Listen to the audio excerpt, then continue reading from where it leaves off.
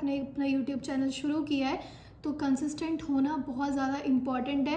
Guys welcome back to my channel. तो आज का वीडियो होने वाला है बहुत ज़्यादा इंटरेस्टिंग और बहुत ज़्यादा इम्पॉर्टेंट उन लोगों के लिए जो कि 2026 में अपना यूट्यूब चैनल शुरू करने वाले हैं, या फिर उन लोगों के लिए जिन्होंने इस साल मेरी तरह ही 2025 में अपना यूट्यूब चैनल स्टार्ट किया है और यूट्यूब में ग्रो करना चाहते हैं और अर्न करना चाहते हैं। तो आज इस वीडियो में मैं आपको बताने वाली हूँ बहुत ज़्यादा इम्पॉर्टेंट पॉइंट्स जो कि आपको ध्यान रखना पड़ेगा कि अगर आप 2026 में अपना यूट्यूब चैनल शुरू करने वाले हो या फिर ग्रो करने वाले हो। सबसे पहला इम्पॉर्टेंट पॉइंट, आपको पता होना चाहिए कि आपको यूट्यूब में क्यों आना है। देखो, अर्निंग तो एक बात है कि सबको पैसा कमाना है, तो सब मतलब रहता है कि एक भीड़ रहती है कि हाँ अगर वहाँ से पैसे मिल रहे हैं तो हमको ट्राई करना है।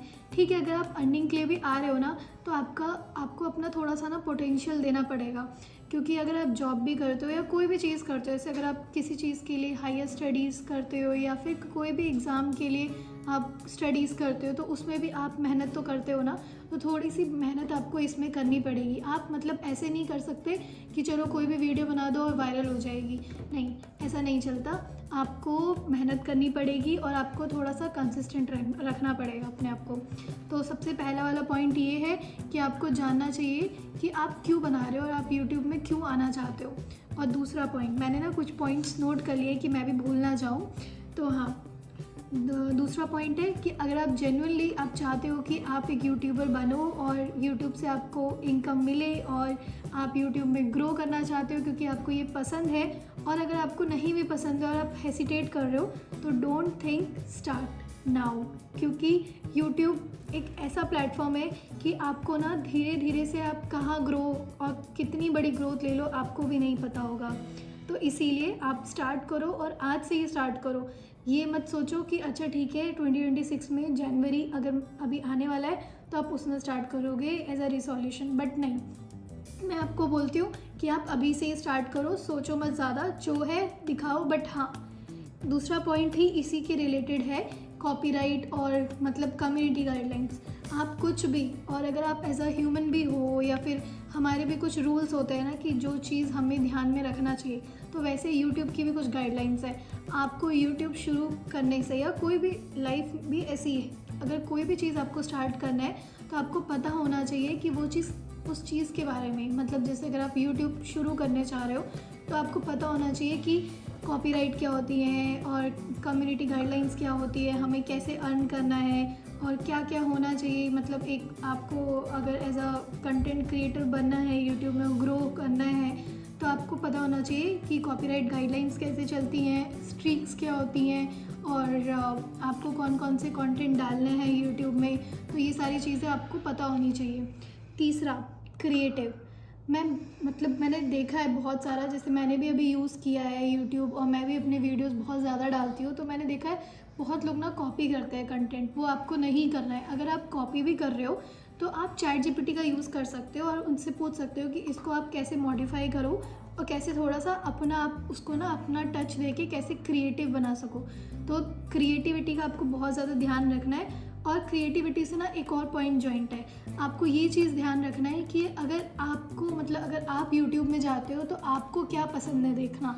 मतलब लगा लो कि वो कोई भी हो, जैसे अगर एक छोटा बच्चा भी है और उसको भी अगर एक कार्टून देखना है तो उसको थोड़े कैरेक्टर्स अट्रैक्टिव लगने चाहिए, तभी वो देखेगा ना। मैं ये नहीं बोल रही हूँ कि आप कुछ और डाल लो, बट मैं ये बोल रही हूँ कि थोड़ा सा उसको ऐसा ब्यूटीफुल बनाओ कि जो व्यूअर्स हो ना वो भी आपको, मतलब वो वीडियो उनको मजबूर कर दे आपको सब्सक्राइब करने के लिए, या फिर आप अपने वीडियोस के थ्रू ना पॉजिटिविटी फैलाओ। और लोग क्यों, मतलब अगर लोग देखेंगे भी तो वो इसीलिए देखेंगे ना कि उनको थोड़ा सा एंटरटेनमेंट मिलना चाहिए। और यूट्यूब तो है भी ऐसी प्लेटफॉर्म जिसमें आप जो एक एंटरटेनमेंट के लिए बहुत बड़ा ऐसा प्लेटफॉर्म जाना जाता है।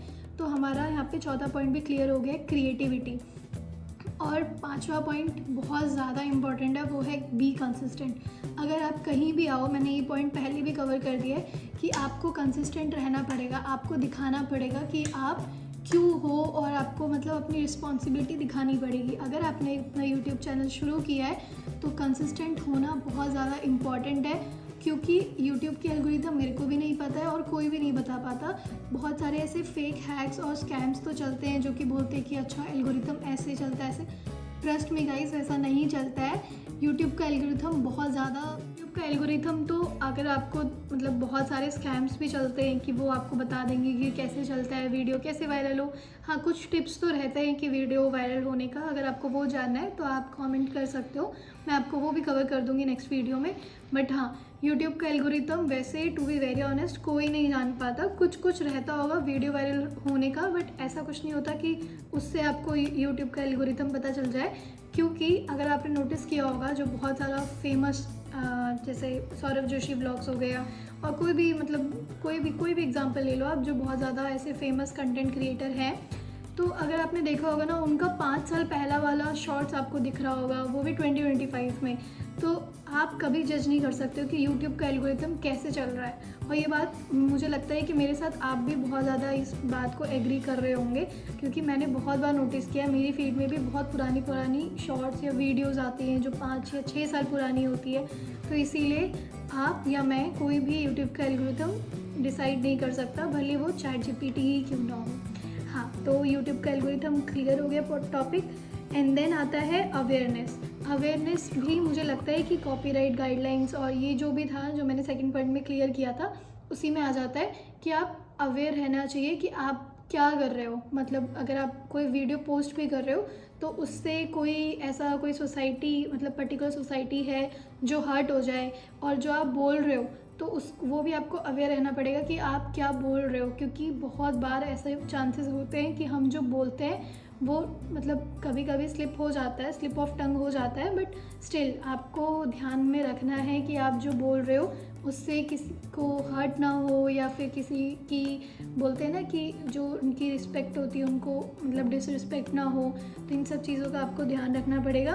और अवेयरनेस में ना एक और चीज़ आती है, आपको ट्रेंड के हिसाब से भी थोड़ा अपडेट रहना पड़ेगा।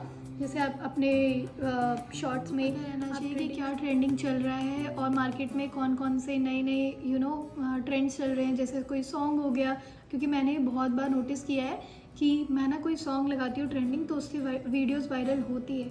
वैसे मैं आपको झूठ नहीं बोलूँगी, कुछ मेरे शॉर्ट्स वायरल हुए हैं ट्रेंडिंग सॉन्ग्स के साथ भी।